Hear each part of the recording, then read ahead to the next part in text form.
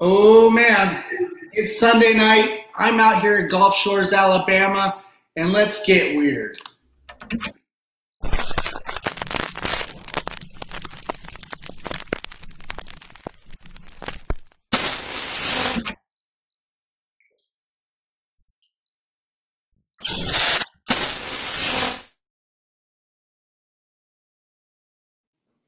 I'm your host, Daniel Crosier. This is COFOH Live Undead, and I'm here with my guest, Aeon Cruz.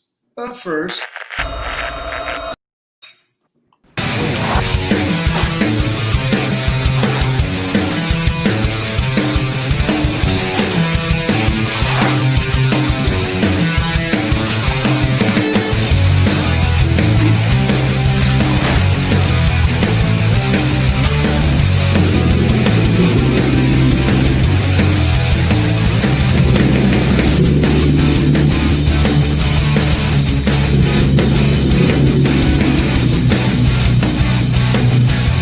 You write something on my face.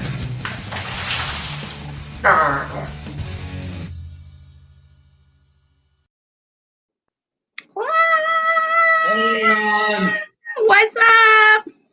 how are you? How are you doing? I'm fantastic. How are you doing? Good, good. Yeah, you're out in Florida, hanging out with your family and dealing with the COVID, right? Well, we don't have COVID yet. I mean, I guess knock Right. on wood. But yep, we're just out here for quarantine and hanging out with the family. Well, good, good. Yeah. And it's your dad's birthday, I understand? It's his birthday tomorrow. Yeah, so we celebrated today with his fossil cake. He got a dinosaur cake that was orange and blue for the Gators. Oh, that's fantastic. Well, tell him happy birthday from us. Awesome, I will. Nice. And tell us a little bit about yourself. For those who don't know you, where do you come from, and how did you get into music and acting? Well, I come from the land of Oz, where everything is green. I came from Florida originally. Moved around for college and for different things, and ended up moving to Colorado to start a band. I actually dropped out of college to start a band. Good idea. Oh, yeah. That's always the thing to do. It's always a good idea to drop out of college to start a band and move to Colorado. So that's what I did. And I played in that band for a while and joined another band. And the manager of that band,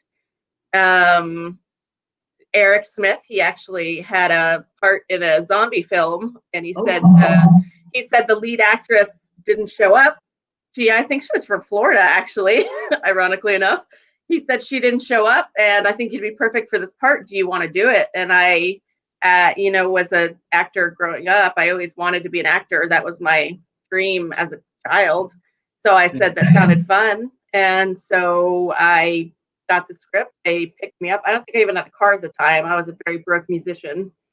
And they took me to Moab, Utah, to go film the zombie film Ravenous. And I loved it. It was just a joy to film. I mean, I wasn't even that savvy on horror at the time because, growing up, I was not really allowed to even watch scary movies. I was like totally sheltered in that aspect. And it was like, I wasn't allowed to watch anything PG-13, even when I was 13. And I kind of just got irritated at it. And I think I just never really got into horror films. After that, I was scared.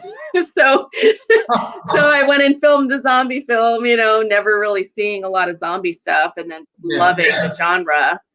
And then after that, just really wanting to act and really just going out for a lot of parts and just watching every horror movie I could. And cool. Just trying out for as many films as possible, because Denver has a great music scene, and still doing the band because I love playing music, but at the same time, I mean, it's if you're in a local band, it's no matter how popular your local band is, it's still like an expensive hobby. It's like you don't really make a lot of money doing that. You just do it because you enjoy it and you love it. You love playing shows, you love playing music, you just love it. So even after my first movie, which was an indie film. It wasn't a very high budget film. I made more money, you know, in one film than I did in 10 years of playing in a band. So it was like, Wow, this is that's pretty great. cool. Yeah. And I Yeah. wasn't even getting paid like a super amount of money. It was just, you don't make money in a band, you know, Yeah. it's just, you know, for the love of it, which, I mean, I guess you do indie films for that reason too. But, you know, I did a lot of films not getting paid for the love of it. But it's just the difference, I guess, in in that. But that's how I got started in film. And I just kept auditioning for films, just kept looking for more films to be in, kept networking with people, going to the theater shows, to movie events, and meeting people, and just networking and auditioning and doing all that. That networking certainly does seem to be like a big component of it. Oh, absolutely, yeah. Hey, Aeon, do you have? It sounds like I've got an echo coming on your end. No, it's your end. I have Huh? Bluetooth. I can grab a Bluetooth speaker for sure.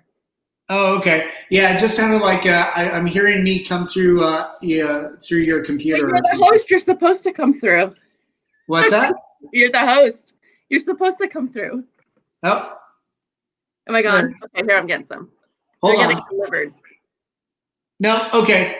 I think it got corrected. Okay. I'm not picking it up anymore. That was really weird.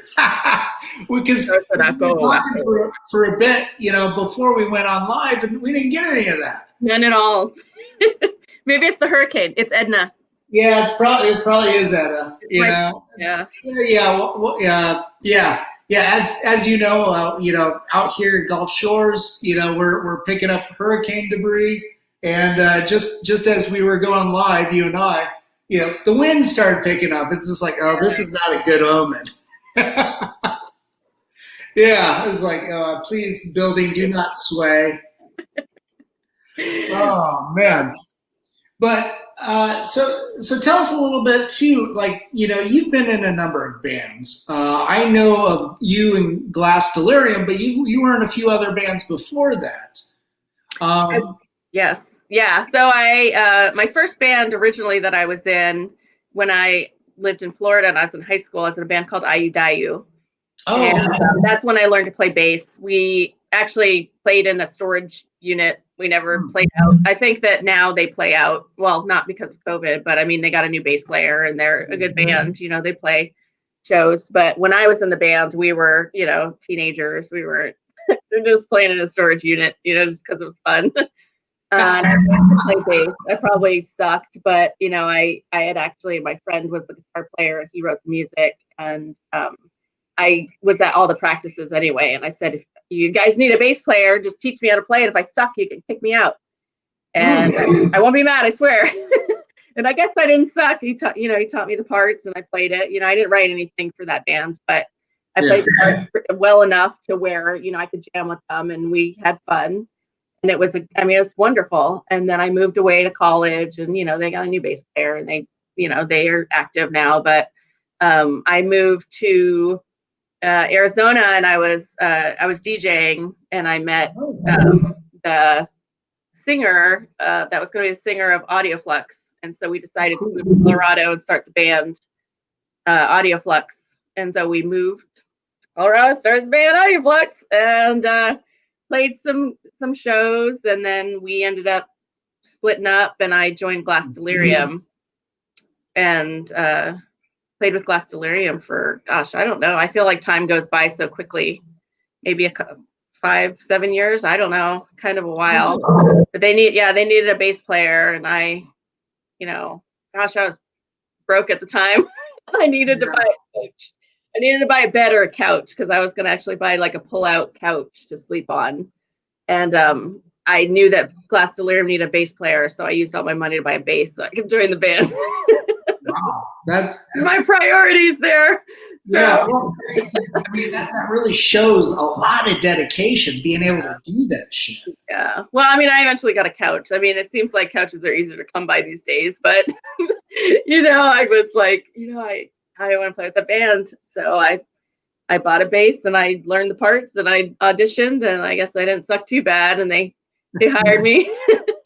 That's and cool. then Yeah, we played a lot of good shows together. We had a great time those years that we were together, and then we broke up, and that was pretty sad. But we had a great farewell show. Maybe I saw it on my news feed where it says, your Facebook a couple years ago or whatever, and I was like, oh, it was so fun. We had a great time together. Our fans were great. Our shows were just magical, and I mean, even the last show, it was beautiful. So everything there was great, and then. Gosh, a couple months later, maybe I got a message from the band Motogrator, and they needed a bass player for tour. Yeah, I read that. Yeah, that's cool. So I said, okay, that sounds fun. Yeah, and you did that for a couple of years, right? Oh no, that was just just summer. Okay. Yeah, so that was the last 2 years ago. Nice, that's pretty sweet. Yeah, so we did a couple of U.S. tours. We did a couple months, and we did a couple big shows and stuff. So it was fun. A couple festivals. Yeah, it was fun. We had a fun time. Nice. Yeah. With your previous bands, was that more? I knew a little bit of Glass Delirium, mostly from on Facebook, and then also what Groovy would share with me too. Yeah. And it seemed, I can't remember if it was like, heavy metal or, kind of like a version of new metal. I can't remember. Am I missing? Audioflux was more like, I think that was more like electronic heavy metal is what Audioflux would have been. And then Glass Delirium was more like progressive hard rock is what I think that we would be considered. But I don't know. I think that every band tries to classify themselves as something, and everyone's like, oh, but we're so unique. But I mean, I guess there's so many different kinds of genres, but we're female fronted, and just amazing. Everybody in the band was just an amazing musician. They were just so good at music. It's just like, whoa, my God, I can't believe I'm playing with you guys. Right. So, that's cool. You're the keyboard player, and then Michelle, the singer, was just incredible. I mean, they're all just incredible musicians. So it was just like cool to play with them for sure. Nice. It sounded like you had a really nice, tight-knit family unit. Yeah, I mean, I think that's the way it is with a band. But then again, you have 6 people in a band. It's like being married to 6 people. You just want to strangle everybody at the same time as love them. So it is a family. Oh yeah, and it's definitely not all like, unicorns and rainbows by any means. But I mean, you guys get through it, and you go through a lot together for sure. I mean, with traveling around together, and I mean, especially, when you go on tour, you're in a van with somebody or with 5 other people, and it's like, you don't really have your own private time. You don't really have your own space. You're around these people like 24 hours a day for months. It's just like you really get to know yourself, and you get to know the other people more than you ever really imagined you could. Right. More than you would want to. Yeah, sometimes. But, it's all cool. It's just, it's fun. It's all been fun. Nice. We're getting a few comments coming in. Danny is saying, hey, Aeon. And then, hello. Hello. People reacting to your story. Awesome from Kurt. Nice. Good for you. So, guys, if you have any questions for Aeon, feel free to post them, and, we will share them. But, so, a couple of weeks ago, well, I mentioned earlier, before we went live, a couple of weeks ago, I was able to, watch Monster Force Zero that just hit Amazon Prime. Anybody out there, not now, don't do it now, but after this show, go to Amazon Prime and, watch Monster Force Zero featuring Aeon Cruz. and that that's a really fun kind of campy action adventure comedy sci-fi flick that has cosplayers go into a Comic-Con and then they have to go save the fucking world. Yes, they do. They go save the fucking world. We saved it before COVID happened. It's true. Yeah. Oh, it's just so sad to watch it, because I ordered it when it came out because watch it. We filmed it 3 years ago, and so we were doing these interviews, and they're asking me questions, and I'm like, oh my God, I don't know. If it's been 3 years, I don't remember. They asked some question about who got their powers last. Do you get your powers last? And I don't know. I watched the movie 3 times probably. I watched it at 2 film festivals in LA, and then I watched it at a film festival in Berlin. So that was in November, was the last film festival that I was at. So I don't remember, and I filmed it 3 years ago. So I don't know. I had to watch it to know what I was talking about. Yeah. Yeah, remind you what it's about if you're even in it. Yeah, I don't know. I don't know who I play. I have no idea. Yeah. That was a film that shot, I think, predominantly in Colorado Springs, right? Yes, we did. Yeah, in Colorado Springs at Galaxy Fest. And so that was really cool. Yeah. And so watching it, it was like, I miss going to Comic-Cons because I'd always go to the Comic-Cons, and then filming at a Comic-Con was like, this is so cool. Right. And I guess a lot of our sound didn't end up coming out really well because there were so many people and so much noise. So a lot of it was, we had to go back and do it over, which, it is what it is. But just the whole vibe of being there. It's just, it was so cool, and just miss being in. The world is such a different place now. You don't have live events. No. Yeah. So. Yeah, there's still small productions going on if you're able to socially distance successfully and sanitize and wear masks and stuff. Obviously, none or very little of the big Hollywood blockbusters are able to really get anything done right now because of this. Well, I think what they have to do is they have to do a COVID test, and then you get on set and you have to quarantine for 3 days, and then you get another COVID test. Oh, okay. Yeah. So, I don't know if you've had one of those, so they really suck. Yeah. No, I haven't actually.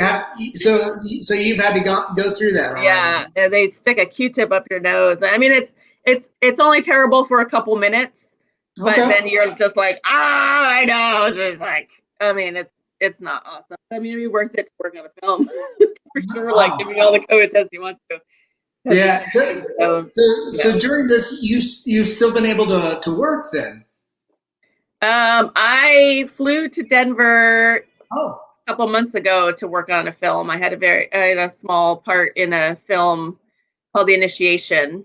Oh, cool. And so, it was super cool that I was able to go do that, and I got to see some friends and hang out and meet some new friends and film a little bit. So that was like, because even a bad day on set, even a small role or just an extra role. Being in a film, being on set is better than just being at home or doing something uncool. It's just so much more fun. Right. Yeah. Doing these interviews, I've been able to interview a lot of actors and actresses that are still been able to work, but because they've been able to work on really small productions that don't require a lot of people to be on set, and because of that, they're able to control the conditions so much easier and the appropriate It's going to be weird seeing all the films coming out now and all the shows, how there's not going to be a bunch of crowds of people. You're not going to have those group shots. You're not going to have like all those extras there. Like The Walking Dead, you don't have like those giant hordes of zombies. You can't. You're going to have like 10 zombies. It's going to be safer to be in zombie land. Yeah. A whole cast of one. It's all about one zombie. His name is Bob. And You And he know. has no intimate scenes either. He doesn't kiss other zombies. Yeah, the nice thing is he doesn't have lines either. He just Yeah. grunts and moans, and sometimes his entrails fall out, and then he stops and he puts them back in, and he staples, and then he walks on. Yeah. It's nice. It's a family film. It's Very nice it's zombie. everybody's Very going. zombie. Well, it looks like you do have a lot of fans. So Kurt chimed in again. He said he loved it. Yeah, Monster Force Zero, and Kevin said that he never misses you. Oh, I miss you guys. So so I'm glad to hear that you're able, through this, you're able to work and still be able to stay really creative. You know what I actually love about quarantine, and this is, I don't know if I'm like, everyone's going to hate me for being like, why do you love COVID? But the thing that I love is that I'm in Florida, and being that quarantine is happening, all the acting studios and things, they're offering, classes online. Mm-hmm. So like, whereas, when I was out in California, I was 3.5 hours from LA. So it's like, if I wanted to take an acting class in LA, it's 3.5 hours away. So the classes are usually at night. So it's like, I'd get out of a class at 9 o'clock. I'd get home at like 1 o'clock in the morning. And I think we were talking about driving before and how I can't drive when it's dark. So it's like, I would have to sit in my car on the way home. And that just, ruins me for the whole next day. So it's cool now being in quarantine, just because they offer so many classes and they're so much cheaper to take classes online. And you still get, you still kind of get that one-on-one. I mean, there's people in the class, so you see them on the Zoom class, and there's people in the class, maybe like 10, 15 people or whatever, and depending on what kind of class you're taking, but you still get that one-on-one, just, class with these people that I wouldn't be able to get. Yeah. Even living in California, where I was 3.5 hours away. So it's like, being in Florida, I'm able to talk with these people, to network with these people, and you can still do self-tape auditions and send them in. So that's great. You get to expand on your craft, interact with people that normally aren't that available, and absolutely, now everybody is available. Yeah. yeah. And I even saw like a lot of like the casting directors they're doing workshops and stuff so they can meet people, because they've been kind of out of work too. They need to meet new people and new faces and stuff. So yeah, so that's been pretty cool. That's cool. So this new film is Initiation, right? Coming out from Denver. Oh yeah, so I think that comes out in 2021. That has Vernon Wells and Richard Tyson in it. Nice. So that's gonna be really cool. It's a kind of a horror film. I didn't even read the whole script, so I don't really know all the details of it. But from the scene that I was in, it's pretty cool. So nice. What I do know about it, I don't know. It's a secret. I love it's a secret. But that's cool. Yeah, it's very dark and witchy. Well, good. Are you working towards some other film projects right now, or? I have some things that have been on hold since quarantine started, so I'm still waiting on those to, I guess, open back up. And in the meantime, I've just been kind of trying to get better at my craft and learn as much as I can, taking different classes and things online to try and just stay motivated and productive, because when quarantine started, I was like, sweet, give me the ice cream and the Netflix, like, this is great. No, I don't want to do that anymore. So yeah. It is kind of great though, binge watching shows and stuff. I've certainly Elise and I have been doing a lot of that too, of course. I can't even remember what the hell we binge watched recently. I guess Haunting of Bly Manor or something, to follow up to Haunted. Yeah, I heard that was really good, but I didn't like the trailer. The trailer was like really. The trailer made it look like it wasn't very good, but I've heard a couple of people say it was really, really good. It's a good follow up. Of course, the first season, because they're now breaking up. everything into anthologies, right? So the whole season is its own self-contained story. Second season is a different self-contained story. And so it's as a follow-up, it's not bad. It's good by itself. Doesn't need any association with the previous season.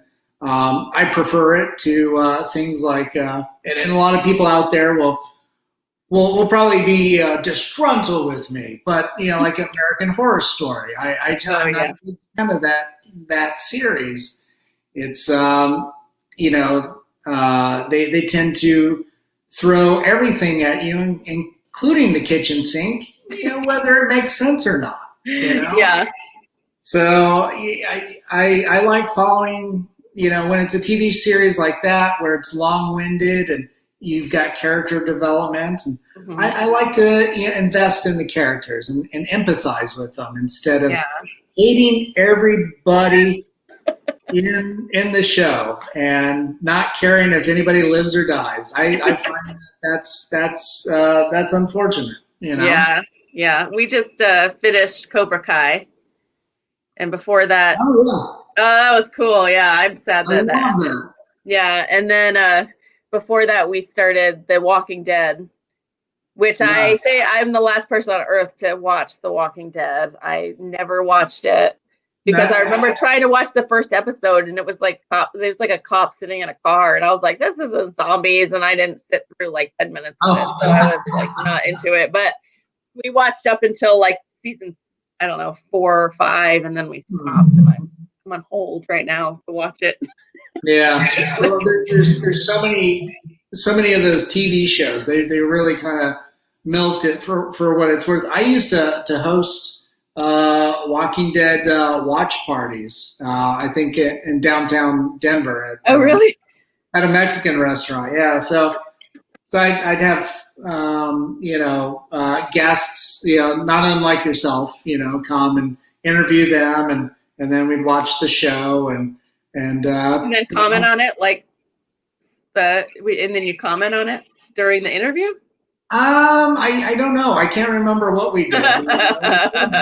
You drink a lot of margaritas. I don't know what happened. I can't even remember. What season I hosted. Yeah. So. I guess that if you were doing that when it came out, that was like years ago. So I'm like way late on the whole. Yeah, it was a while ago. I had more hair back then. You have a hat. You grew a hat. I grew a hat. It covers those areas, Hey, me too. Me too. Oh, that's good. That's good. I love your panda bear comb over. That's good. I grew a whole bear on my head. What happens when you move to Florida? Yeah. Oh dear. Ooh. Florida, man. Kind of strange out here. The weather's actually really nice right now because it's kind of rainy and overcast. But oh gosh, when I got here, it was just 1,000,000 degrees and there's bugs everywhere. So got the bugs kind of under control. We live kind of by not a swamp, but some sort of weird like river. I don't even know what it is, but it's not a house. It's like a tree type bushy area that I think is where all the mosquitoes in the whole world live. So you walk outside and it's like, 6 o'clock in the morning, you go outside, they're on you, 8 o'clock at night, they're on you. It's like you can't go outside and not get eaten by mosquitoes. It's the worst thing in the whole world. And then inside of my house, you can't keep fruit out. There's no fruit. You can't keep fruit or vegetables out because of the little bugs. And I don't think they're gnats because they're like bugs that have like legs and arms and like little lives that they're living. That's your protein with the fruit. I think I've eaten a lot of them, and I've gotten a couple of them up my nose. And I don't like when they go up my nose. It's so terrible. It's like a COVID test. Oh yeah, that's no good. That's no it's good. The worst. I don't like them up my nose. Yeah.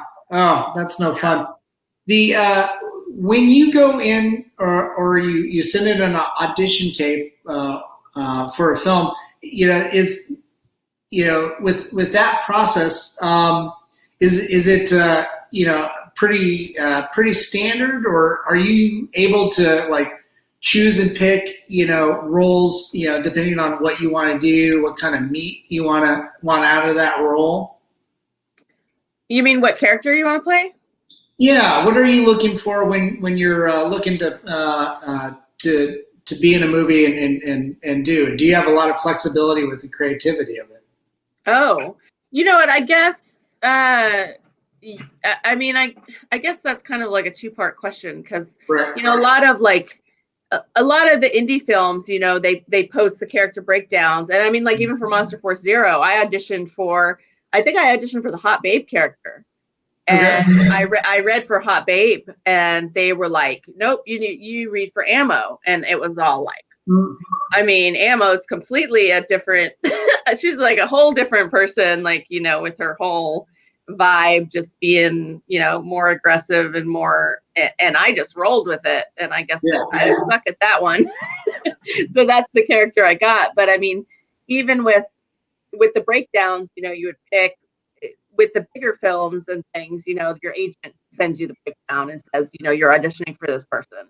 So I mean, I guess it depends on that hand. And then with creativity on the character, I think that it just is really up to your interpretation of how you read for them. Right. So, I mean, even seeing that on my Zoom classes, I've seen it a lot because there's a lot of really good actors in LA. Oh my God, there's like this one girl in my class last week. She was reading the same part that I was reading for. It's just a class, we're not auditioning, but I was just like, whoa, the way she like broke down what how the character came across was like completely opposite of how I broke it down. And I just loved it. It was just so awesome because it's the same lines, you're reading the same lines, but it just made me think, when casting directors get their videos, how many different ways people read the same character, which is interesting because when I was living in California and I did go to LA for auditions, I remember going to one audition and I was supposed to be like a biker or something. And so I went in there thinking, cool, I got that look down, I'll wear my leather jacket, and I'll go in there with my boots and, my studded belt. And like, there were 50 other people there that same blonde hair, same leather jacket. They picked the same outfit out that I did. So, the only thing that's going to make you stand out is your, the way you act, I guess, because everybody looked the same. I mean, there was no difference in really any of the way I looked from probably 30 of those girls. And I was like, oh my God, it's so intimidating to be there because everybody's, I mean, there's not only everybody looks the same and they're dressed the same, but there's a million of them. There's just so many of them, and everybody's so good too. So it's like, it's very intimidating. So I guess that the character, breakdowns, really just the way you read it would be your creativity going into it. With Ammo, though, I gotta say, with Ammo for Monster Force Zero, I did get some creative freedom on the costume. So they kind of gave us, a picture of what they wanted the character to look like. And I think that Ammo was actually drawn. Her hair was like in a ponytail down, and she was kind of more tame than my look that I went with on the like strappy like leather like belt buckles, and I had like the studded gloves and everything. But I mean, it was like basically, what they had come up with as the idea, and then I kind of like twisted it to make it more, the style that I guess I saw Ammo, and I thought she looked pretty badass like that. And they liked it too. I guess they didn't think it sucked too bad. They let me wear it. That's it looks great. Did you design your own costume then? So they gave me the belt. It was like an ammo belt. And they gave me the silver pants, and they kind of wanted they wanted the boots. So the boots,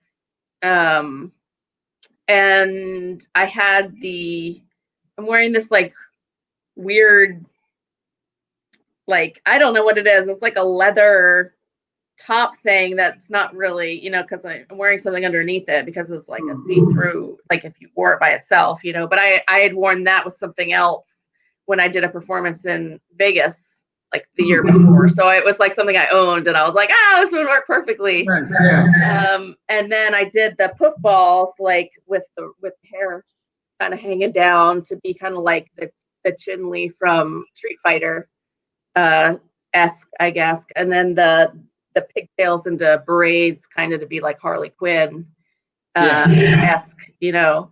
So that's where the hairstyle came from.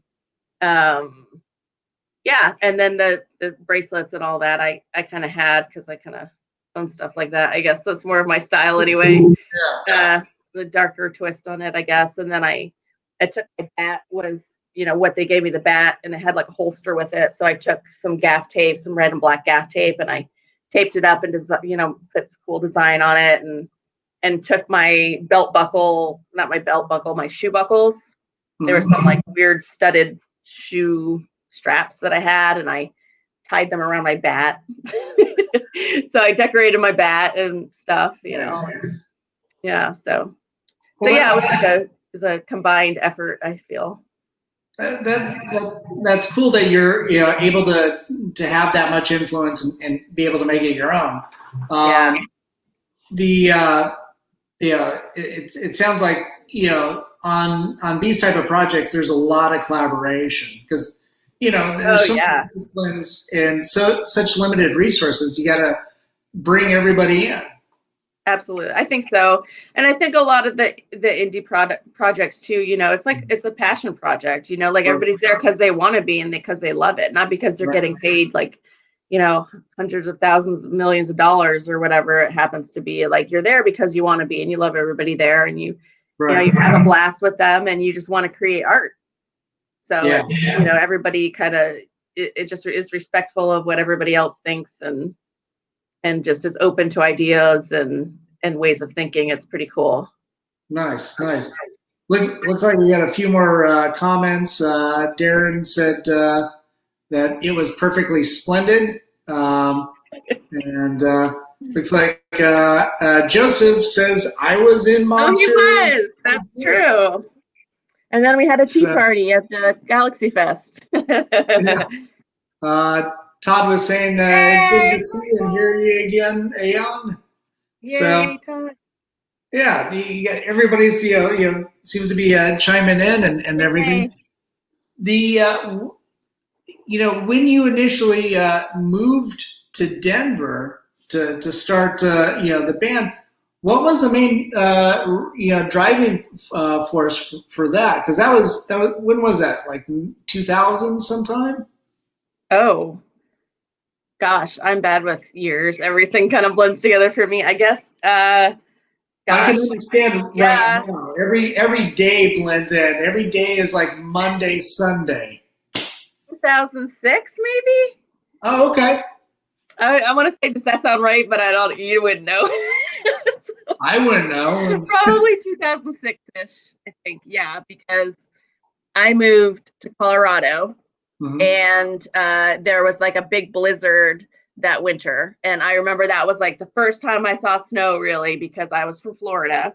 Right. And I remember the snow was like up to my knees. And I was like, oh my God, where am I? And I got pregnant that year. So then I had my daughter in 2007. So that would make sense that I moved there in 2006. But basically, so I met the singer, and we got married. I married my singer before we moved to Colorado. So we kind of got married in Arizona and decided to start a band. We decided to move to Colorado and start a band. And he was from Colorado, and he had a guitar player here. I see. Not here. I'm not in Colorado, but I always say here like I'm in Colorado.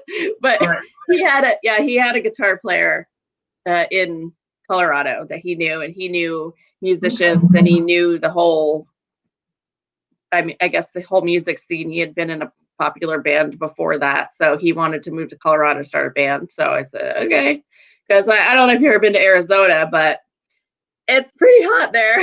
Yeah. It's not like Florida heat either. It's like, I don't know. It's weird to compare it because I grew up in Florida, so I didn't notice the humidity until I moved back. But being in Arizona, you're kind of like, dry here. Why does anybody live here? I mean, in the wintertime, it's great. And there's a lot of like nightlife. It's like mini Vegas, but I mean, it's like hell on earth. Like nobody wants, like, I don't know why anybody would want to live there during the summertime at all. Yeah. It just goes to show you how, air conditioning ruled the West. Yes, it does. Yes, oh my God. And Florida too. I couldn't imagine not having air conditioning. But in California, we didn't have air and there was no problem. Sometimes it was cold. We had to turn on the fireplace. Wow. So, yeah. That's pretty interesting. I wouldn't have expected that. Yeah, perfect weather all the time. Nice. That's no, it's not nice because I live in Florida right now. Tell me it's nice out there. Well, at least appreciate the moments that you had in California where you had perfect weather. That's true. It is nice right now because I like when it rains. I do. But sometimes it'll rain here and then it'll stop raining. It's like it rains for 5 minutes. Like I want more than 5 minutes. I mean, I guess I shouldn't complain. Give me 10. Set the timer for 10. Yeah. It's 11 today, please. Yeah.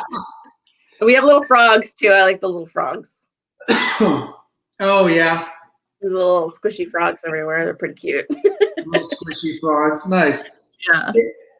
Aeon, can you tell us, like, you seem like somebody who's been able to do a lot, really motivated, very determined, and but what influences do you draw on?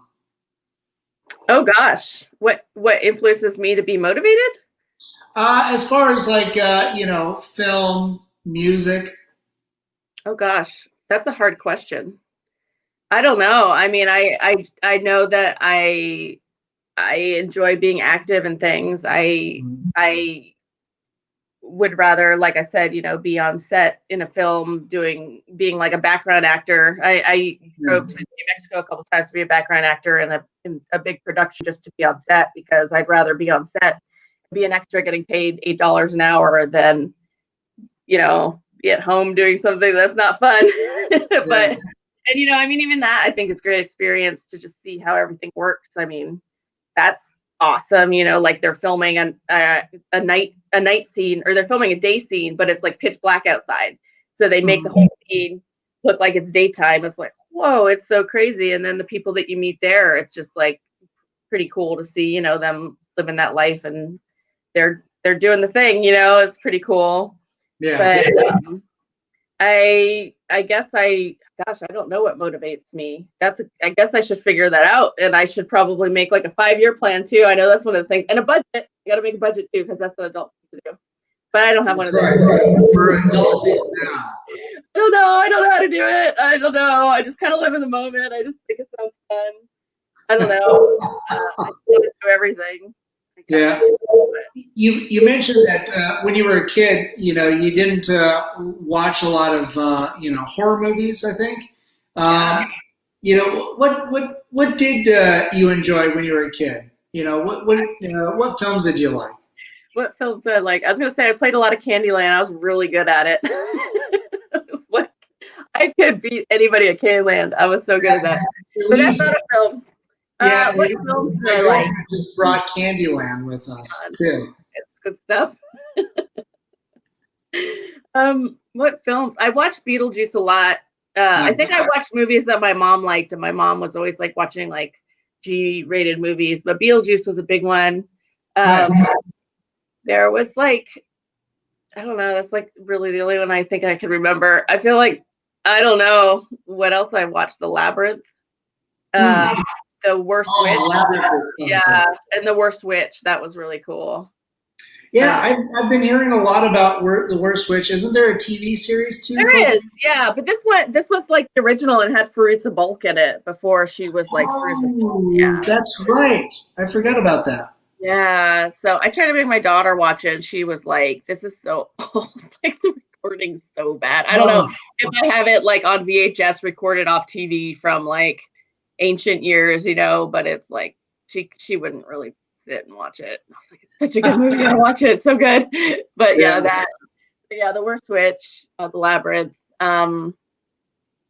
Gosh, yeah, and Beetlejuice, I think. So they're kind of like, I mean, that's kind of like a little kid horror, right? Yeah. Well, Sort of, I don't know. it certainly does, inform that. I mean, Yeah. you've got those horror-based fantasy, genre comedies. Even like movies in more, well, actually, it's older than that. But your Abbott and Costello films that are just slapstick comedies, but you've got like Abbott and Costello meet Frankenstein, Abbott and Costello meet the Wolfman and stuff, and like then Scooby-Doo. yeah, and then American Werewolf in London, which is what a great horror movie, but it's also got a comedy too. Yeah, that's true, huh? And the use of music in that is just stellar too. So I was interviewing a couple weeks ago Julianne Prescott, and we were talking about like with horror movies today, you really miss out on the soundtrack. Those films that have that key song like Pet Sematary from the Ramones. And it's just like, oh yeah, that's what a great playlist to have, especially during Halloween. Granted, it's post Halloween, but really every day is Halloween. It's so true. That is very true. Yes. So none of that needs to ever end. And just because the Christmas stuff comes out in August to all the stores, fuck it. Halloween, There's a Nightmare Before Christmas. That's what at Glass Delirium. When I joined Glass Delirium, we used to cover This Was Halloween. Nice. Every show we would cover it. It was fun. Yeah, I wish that was awesome. A video, or we made a video of that somewhere. That was a lot of fun. Oh, that's so cool. Yeah, it's music and film have such a wonderful intersection. And you being of both disciplines too, I'd imagine it's got to be wonderful to see how sound plays into film, and I think it's when you bring in music into film, I mean it's so instant, like it transports you to a certain feeling or emotion. Oh yeah, like the Monster Force Zero film. That soundtrack, all that 80s music behind there, that was, I think his name, I don't want to mess it up, it's 2016, I think is what his music name is, but he wrote that whole soundtrack and it won a couple of awards. It's incredible listening to that music. It like totally, you watch the film and you're just transported into the 80s listening to that, listening to the music in the background. It's crazy. Yeah. They did a really good job with it. You think of like even John Carpenter's Halloween, because he's scoring his own movies too, as well as directing. The Alfred Hitchcock's Psycho, especially the shower scene, but the whole movie is just amazing. Oh yeah. There's there's a few more examples too of just key rock songs and pretty well placed in film and horror movies that are so key, and now they're escaping me because I am old and probably should go to bed. Daddy needs to go to bed. No, it's the hurricane. It's not age, it's the hurricane. Oh, is it a hurricane? It's a hurricane. It's just like it's clouding my memory. That's right. There's a lot of other things clouding my memory too. Lack of caffeine is one of them. Right? Yes. So, geez, you just got a slew of other comments. Let's see here. So, Kevin, I love Monster Zero. You are awesome. And Mark says hi. And, hi, Mark. And then Randy says, hi, Randy. What's up? What's up? You got a lot of, I'd imagine most of them are from, Denver. So you've got a lot of friends and fans out here. I miss Colorado, you guys. Everybody's like, oh, but it's snowing, or oh, it's so cold, and I'm like, Yeah, it'll be snowing here, come January. Well, we did get a couple early snowstorms.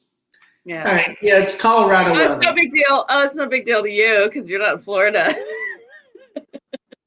I would always complain about the cold though, but I always love the snow.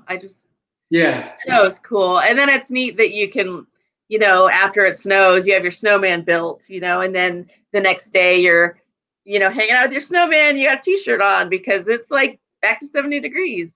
right. It's and then you look at your snowman. It's like, what are you melting about?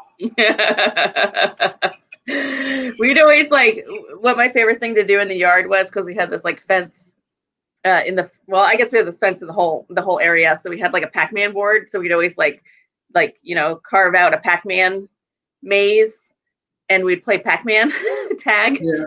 So one person would be the ghost and one person would be the Pac-Man, and we'd Nice. and we'd leave. Yeah, so it'd be pretty fun. I miss that. I do. Cool. I miss the snow. Yeah. The only way you're going to get snow out in Florida, Florida, is if you get that, that fake snow. Just make your own. Yeah, it's not the same. I would even get that in Colorado because I really like snow, but it's weird. I feel like I got a bunch of chemicals in my hand. Ooh, yeah. That's no good. No good. But I can spray the windows. Now, one thing that we were talking about, Groovy from Groovy TV. He recently passed away and everything, and you were talking to me about what a big impact he had on you, especially with music. But weren't you in his horror TV show on American Horror Channels, or am I wrong? No, we were. I think he played some of our interviews because he actually interviewed. He cool. interviewed Omid and I, who played Quiplash, and me, because he originally was doing bands, and then he moved into the Comic-Cons and stuff. So he started interviewing people at the Comic-Cons. So he interviewed us. That was one of the things that was really cool about Groovy is you could call him and be like, hey, we're trying to promote this. We were giving away tickets for Comic-Con with Monster Force Zero. And I messaged him on Facebook or something. And I asked him if he'd interview us, and he did. He interviewed us at Breckenridge Brewery, and Omid and I went out. We were dressed in our costumes and I saw him actually on the initiation film too when I was out. So I had seen him. That was the last time I saw him. And every time you saw Groovy, it was like you just old, like you didn't miss the beat seeing him, And then I had talked to him a couple weeks later, and he told me to hit you up, which is crazy. Yeah. So yeah, that's right. Yeah, but he interviewed all my bands I've been in. Multiple times. I brewed his beer with him. He did the purple beard brew, and Pat and I, Pat from Switchpin and our Glass Delirium drummer, we went in and brewed his beer with him. And and then the last couple interviews we did. So he would always be down. He'd always be like, let's do it. And he'd always be like, come up with these crazy questions and just, network you with people and just, awesome. He was always very supportive of anything creative, that anybody. You know what else? My daughter did a horror film with him. I was just getting to that. Yeah. She's like, don't you want to interview me? I did a film with him. She's like, I want to tell him how cool he was. I was like, I know. Oh. Yeah, but she did Shovel with him, and he was cool. He's just always cool, and he's just always, you go to a show, he'd always be at the shows, and you'd always see it. Like at the beginning, I guess at the beginning when I first moved to Colorado, you'd see him at all the local shows, and then later on, and you'd always love to see him. You'd always be like, hey, I'm so happy to see you. Yes, Cruz here, And then later on, and a couple shows I went to with him, I was his photographer because I used to do photography. So, on his early interviews, I'd be one of his photographers. Yeah. That was like Cool. 14 years ago. And then, he started, doing more stuff, and you would see him at the big shows, and he'd come to our shows, and I'd be like, yeah, Gravy's at our show, and we'd all be excited, We'd be so happy to see him, he's at our show today. Yeah, it's cool. That's absolutely fantastic. Yeah. Aeon, we're just about to start wrapping up and everything, but where can people follow you on Instagram? I'm on Instagram more often than I'm on Facebook. But on I do have a Facebook page. It's facebook.com/Aeon Cruz official. And then my Twitter and my Instagram is /Aeon Monster. And so I'm on there more often than other social media platforms, I guess. So if anyone wants to DM me and they tell me about the film, they should go watch Monster Force Zero. It's on pre-sale right now on Amazon, but you can stream it on video on demand on Amazon Prime, Xbox, Comcast, Cox, like so many ones that I've never heard of before, but different platforms. But I think Amazon Prime, YouTube. I think I got mine on YouTube, so I can watch it on my TV or my phone. Sweet. Wherever I want to watch it. That's fantastic. Yeah, I watched it on Amazon Prime, and I highly recommend everybody after this interview go watch that damn film.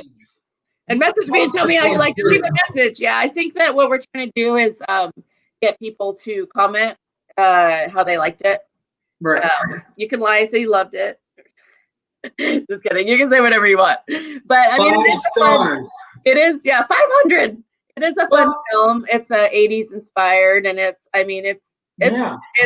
super cool. I mean, especially knowing like all the people in it, or being at Galaxy Fest, and there's a lot of people that came out for the party scene, or the furries are in it, and a lot of our friends came out to just be part of the movie, and it's cool. It's the film has a lot of love behind it. It's cool.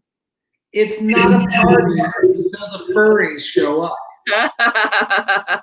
The furries are so cool. That they are. Wasn't one of them an alien? I can't remember. Yeah, the one that we follow, Furious. I think he might be an alien, but I mean that whole group of furries, like they do that dance number, and I mean it was cool. Like that, this choreographed dance they were doing, and it was like, oh, this is so awesome, and I'm dancing, and we were having a good time. It was fun. I mean, like every day of filming was fun, but that party scene was like by far, it was so super cool. Yeah, that movie's absolutely just such a fun time, and what a great way to escape. Oh, absolutely, yeah. It's just watching it again and just remembering all the like behind the scenes stuff that happened. It's just like, oh my god, that was like such an amazing time in life to be there. Yeah. So. Most definitely. Well, and then next year we get to look forward to seeing you in the initiation. Oh yes. 2021. Is that next year? It's so close. It's close. Yes. Yeah. 2020 can't go away soon enough. No, it's still here. Yeah. We get Christmas, right? Christmas. I guess. Yeah. There's Christmas. Christmas is fun. Well, Aeon, thanks for being so generous with your time, and thank you so much. Yeah, it's been fun. Thank you. Yeah, it's my pleasure. It's been fun learning more about who you are and what you do, and all the cool creative avenues in art that you're sharing with the world. Well, thank you very much. Yeah, thank you much for this. Yeah, appreciate it. And everybody who's out there in Facebook and YouTube land, thanks for tuning in and interacting with Aeon and I. Thank you. Make sure you go out and watch Monster Force Zero. I highly recommend it. It's a lot of fun. Yeah, you'll enjoy it. It's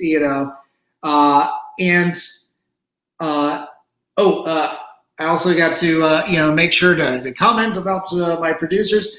Thanks so much to Summer Twin Talents out there for sponsoring the show, and my producers, Stefan Santa Cruz and Amanda Armstrong, for helping, put this thing together.